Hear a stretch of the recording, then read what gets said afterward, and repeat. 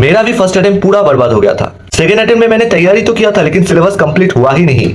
Maths में तो मेरा बस 10 चैप्टर ही कंप्लीट हुआ था, लेकिन फिर भी मैंने ओवरऑल 97.5 परसेंटाइल लाया है और मैथ्स में मेरे 98 से भी ज्यादा परसेंटाइल था। तो ये सब मैंने कैसे किया, कौन सा स्ट्रेटेजी फॉलो किया, वो इस वीडियो में मैं आपको डिटेल में बताने वाला हूँ। सो हेलो एवरीवन, मैं आपका शोभिक भैया और आज के डेट में मैं एक टॉप एनआईटी दुर्गापुर में पढ़ रहा हूँ, जो कि काफियों का ड्रीम कॉलेज होता है।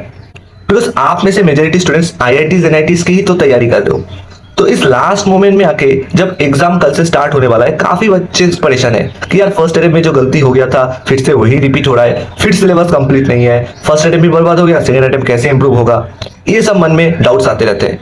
ऐसा भी होता है कि काफी बार प्रिपरेशन अच्छा रहता है लेकिन एग्जाम अच्छा नहीं जाता बिकॉज हम कुछ चीजें फॉलो नहीं करते। तो वो सब मैं इस वीडियो में डिस्कस करने वाला हूँ, और जब मैं कर सकता हूँ तो आप लोग क्यों नहीं। तो सबसे पहला जो चीज आपको परेशान कर रहा है कि एग्जाम से 1 या 2 दिन पहले से आपको पढ़ने में बिल्कुल भी मन नहीं लग रहा है। जब एग्जाम था उसके 1-2 दिन पहले मेरे को भी बिल्कुल भी पढ़ने का मन नहीं कर रहा था, तब मैंने स्ट्रेस नहीं लिया था। तब मैंने किताब को बंद करके या तो अपने घर वालों के साथ बात कर रहा था या फिर आसपास में वॉकिंग कर रहा था। आप भी वही करो, अच्छे से नींद लो, खाना वाना ठीक से खाओ, घर वालों के साथ बातें करो। इस लास्ट मोमेंट में ज्यादा टेंशन मत लो बिकॉज जेई जैसा जो एग्जाम है उसमें आपको साल भर पढ़ना होता है। लास्ट के 2 दिन पढ़ने से जेई कभी नहीं निकलेगा। अगर बोर्ड्स या सेमेस्टर एग्जाम होता तब निकल जाता, लेकिन जेई में ऐसा नहीं होगा। तो लास्ट के 1-2 दिन में स्ट्रेस लेने की कोई जरूरत नहीं है। अगर पढ़ने का मन नहीं कर रहा है तो मत पढ़ो, अभी रिलैक्स करो। मेरा भी तो सिलेबस कंप्लीट नहीं था लेकिन फिर भी मैंने 97.5 परसेंटाइल स्कोर किए। मेरा भी बस 50 to 70% सिलेबस कंप्लीट था, बाकी कंप्लीट ही नहीं था। तो आपको सच्चाई बताता हूँ, जेईई मेंस निकालने के लिए आपको 100% सिलेबस कंप्लीट होना जरूरी नहीं है। आपको अगर 50 से 70% सिलेबस भी कंप्लीट है या फिर सिर्फ क्लास 12 भी अगर आप ठीक से ढंग से पढ़ के गए हो, 11 बर्बाद है, फिर भी आप जेईई अच्छे से निकाल सकते हो बिकॉज क्लास 12 से 55% क्वेश्चन आते हैं। तो आप जेईई तो अच्छे से निकाल सकते हो। जितना भी सिलेबस कंप्लीट है उसके ऊपर भरोसा रखना है और उसी से ही आपका जेईई मेंस निकलेगा, उसी से ही आपको एक टॉप एनआईटी मिलेगा। मैं इस बात की गारंटी देता हूँ। आपको बस वो सारे पॉइंट्स जो कि मैं अभी बताने वाला हूँ उसको बस फॉलो करना है अच्छे से, देखना आपका भी जेईई बहुत अच्छे से निकलेगा। तो मैं उन सारी स्ट्रेटेजीज को आपको बताने वाला हूँ। सबसे पहला बात, जब आप एग्जाम में बैठोगे तो स्टार्ट करना आसान क्वेश्चन से। अब भैया ये तो हर कोई बताता है कि इजी क्वेश्चन से स्टार्ट करो, लेकिन हम इजी क्वेश्चन को आइडेंटिफाई कैसे करें वो मैं आपको बताता हूँ।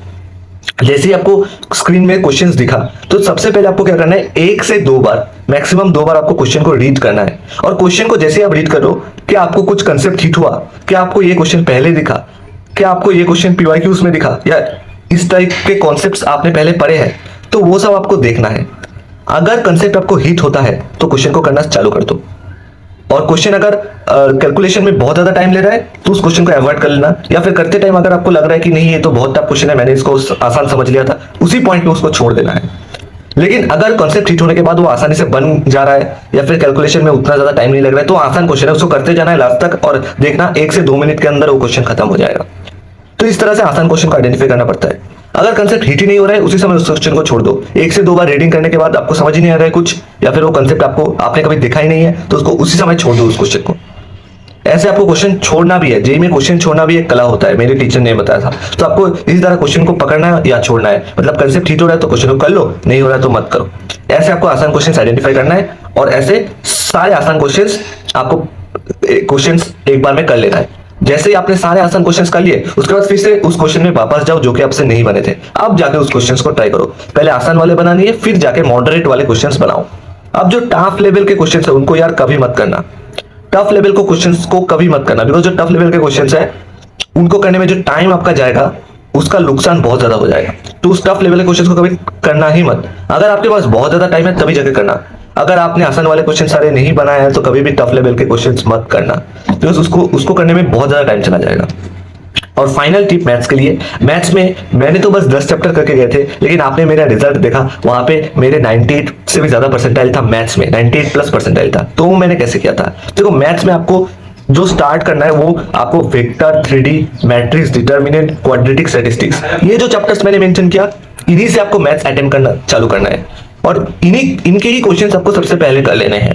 मैंने भी जब अपना जेईई मेंस दिया था तब मैंने इन्हीं चैप्टर्स को सबसे पहले अटेम्प्ट किया था, और मेरे टाइम में मैथमेटिकल रीजनिंग भी था तो मैंने उसको भी किया था, लेकिन आपके टाइम में वो डिलीट हो चुका है। तो आपको ये जो चैप्टर्स मैंने मेंशन किया इन्हीं से ही करना है।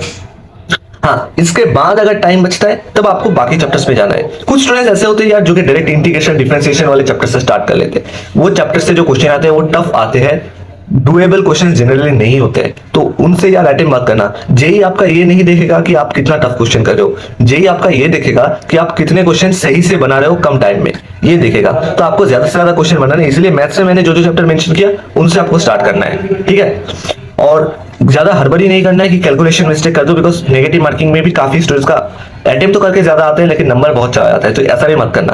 प्रीसाइज होने की कोशिश करना, कैलकुलेशन ध्यान से कर लेना। तो ये सब पॉइंट्स अगर आप फॉलो करते हो, मैं आपको गारंटी देता हूं कि आपका सिलेबस कंप्लीट ना हो, फर्स्ट अटेम्प्ट बर्बाद हो, ये सब दिक्कत होने के बावजूद भी आपका परसेंटाइल बहुत अच्छा आएगा और आप एक टॉप एनआईटी में जरूर पहुंचोगे, ठीक है। ये सब पॉइंट्स आप एक बार फॉलो करके देखो, मैं आपको गारंटी देता हूं कि जैसे आपका एग्जाम खत्म होगा, आपका रिजल्ट आएगा, आप लोग खुद वापस आके कमेंट में लिखोगे थैंक यू भैया, आपने जो स्ट्रेटेजी बताया हमने फॉलो किया था और आज के डेट पे हमारा बहुत अच्छा परसेंटाइल आया है।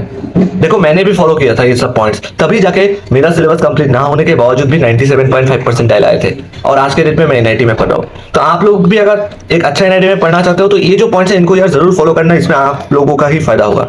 और इसके अलावा आपको कोई भी दिक्कत हो आप कमेंट सेक्शन में पूछो, हमारा व्हाट्सएप ग्रुप का लिंक डिस्क्रिप्शन में है, उसमें पूछो जाके। और ये वीडियो अगर पसंद आया तो जरूर लाइक शेयर कर देना और चैनल को सब्सक्राइब कर लेना, बिकॉज आपको जब तक कॉलेज ना मिलता तब तक छोटी बड़ी हर एक इंफॉर्मेशन इस चैनल में आता रहेगा, स्ट्रेटेजी वीडियोस आता रहेगा। तो आप इसके लिए चैनल को सब्सक्राइब कर लेना, अपने जूनियर्स एंड फ्रेंड्स के साथ जरूर शेयर कर लेना। और इसी के साथ हम लोग मिलते हैं नेक्स्ट वीडियो में, तब तक के लिए टाटा।